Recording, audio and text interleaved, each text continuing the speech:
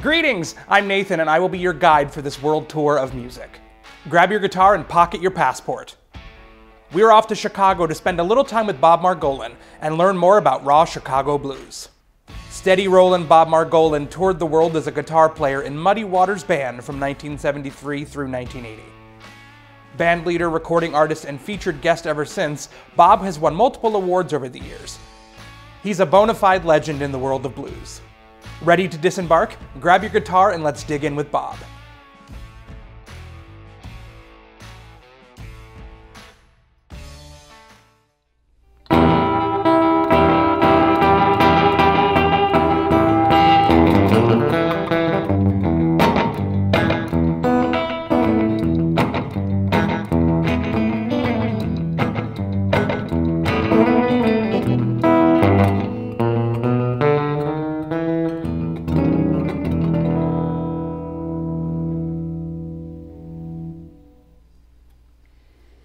Whether you're famous or unknown, gigging or jamming, it's important to play the first song, the first noises you make with a lot of power.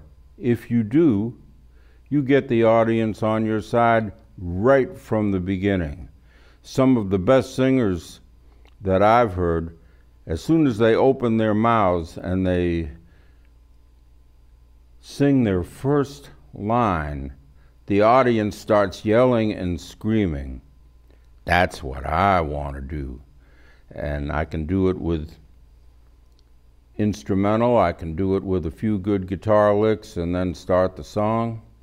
But it's very important to impress them from the beginning when you're on stage, either in a jam or especially in live performance. It will make the whole rest of your set easier if you knock them out right from the very first note. Up-tempo songs usually do this. Making sure you sing your first line with a lot of power to excite people right away is very helpful. Muddy Waters used to open his sets not with his most powerful singing, but he had a hit called Hoochie Coochie Man in 1954 that was a signature song for it. So when people heard him say, like, "Gypsy woman told my mama," everybody would get upset right away, and he'd have them on their side because they knew that song and they heard it in Muddy's voice. Now, a up-tempo song is usually very, very helpful. I always looked among my songs for songs that would make a good opener for a set, and I came up with one. I'll tell you how I wrote it first. When Muddy was touring in Eric Clapton's 1978 tour in Europe, I got to spend a lot of time with him, and we were talking about playing blues on stage, and he said, "You know, anytime I forget the words to a song, and it's a blues song, I can always get out of it by rhyming something with the phrase, 'My baby can't be found.'" It's a good blues phrase, and it's a story about where is she? She's supposed to be here and she's not with me. And I thought about that later and I said, why don't I write a whole song called "My Baby Can't Be Found"? And that was easy to do because at the time I was in a difficult romance, and sometimes before there were cell phones, when you just had to make plans with somebody over the telephone, and then if she didn't show up, you'd be sitting there all alone wondering, where is she? And why isn't she here? And what's she doing with someone else? a very bluesy situation. So I wrote this song and I recorded it in the 1990s for Alligator Records. And when Johnny Winter heard this particular song, he said, "I like that one." I wish I'd said, "Well, would you like to record it?" That would have been the smart thing to do, but I was treating him as a blues friend and not trying to sell him something. And I am grateful for his compliment on "My Baby Can't Be Found." The song starts with a powerful lick and just something like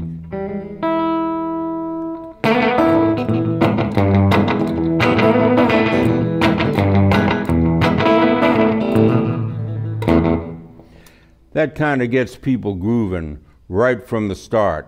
And then when I sing it, I do sing it with a lot of attitude. So, "My Baby Can't Be Found" is not my way out of a song, it's my way into it.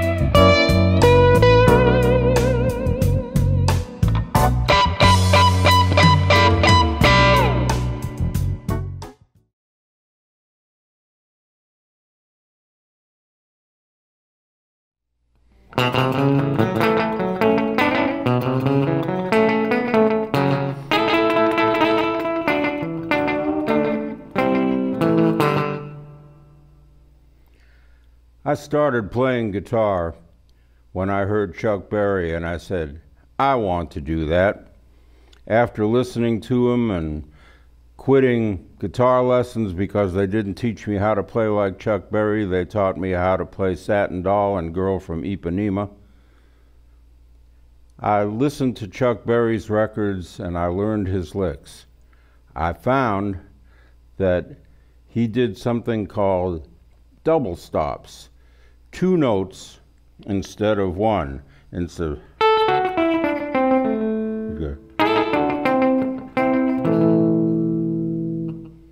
So I learned his 2 notes at a time, and they showed me the relationship of where things on the neck. You could see all of those notes kind of lined up with each other.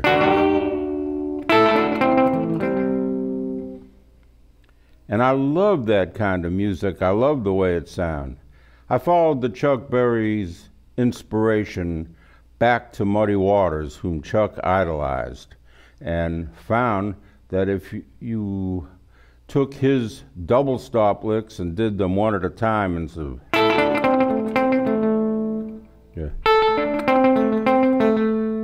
if you just did 1 note at a time, you had the blues scale.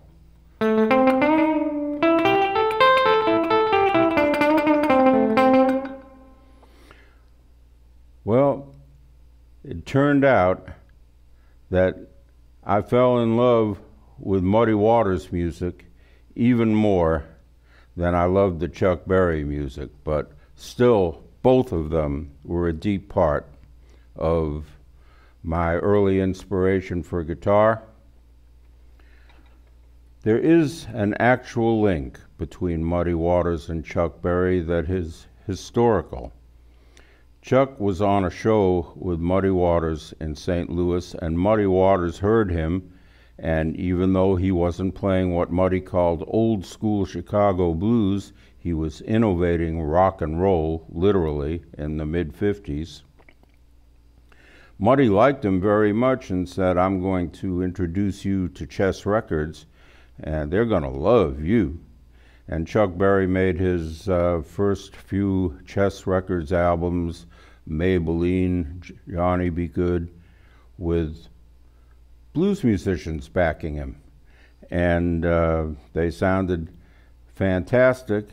And as it turned out,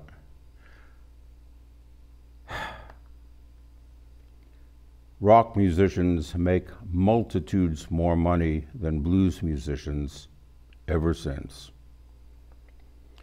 But we're talking about musical quality, and we are talking about the relationship between old school blues from Muddy Waters and what was then innovative rock and roll from Chuck Berry. And there is that deep link between them, and personally, they loved each other. They were great friends. Muddy was happy for Chuck Berry's success. And I found a way when I was in Muddy Waters' band there was a song that we did called Kansas City. And it was basically a shuffle in C. I'm going to demonstrate it in A here, and I'm going to play a background part that just sounds and play my guitar solo over it. But Chuck Berry, his style, I thought, I can play some Chuck Berry licks in this Muddy Waters song that he started doing in the mid-1970s after it was recorded on the Muddy Waters Woodstock album with Levon Helm producing. Muddy did that, "Kansas City, here I come." And I did not do this on the album, but in the band, on the bandstand, I developed a solo for it that I really, really enjoyed playing.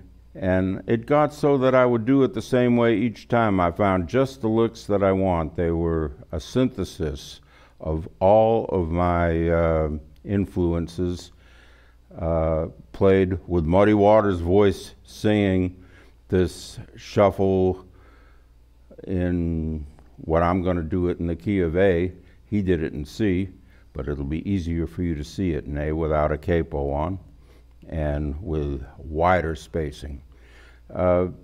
Muddy did the song as a fairly fast shuffle, and I'm going to slow it down just a little bit so it's easier to pick up. And after I play the solo for you, we will go in and talk about just what the influences were and how I put them together so you couldn't say, well, Muddy Waters is singing and Bob Margolin is playing a Chuck Berry style solo over it. It's a lot more complicated than that. I want to show you the whole solo, and then we will take it apart for you. And in the course of that, you will not only know how to play it, but why I played it. And then you can do what you want with it.